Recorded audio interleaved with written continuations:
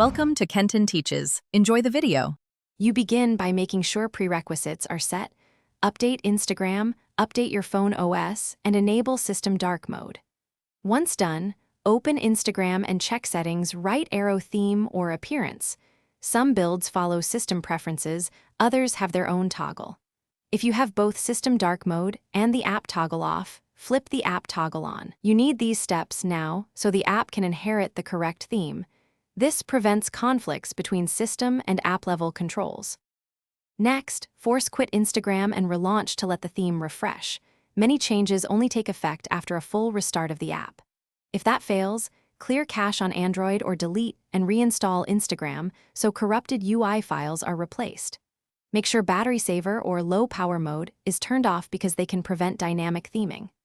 Also verify Instagram's in-app appearance option. Switch between light, dark, and system to see which one applies. These steps handle deeper app state and permission issues. To finish, sign out of Instagram and sign back in so account-specific settings refresh. Then test a secondary account or another device to determine whether the issue is device-related. If dark mode still won't show, reinstall once more and check for any OS beta or custom ROM that may break theme support. Make sure your VPN or accessibility apps aren't forcing a different color scheme.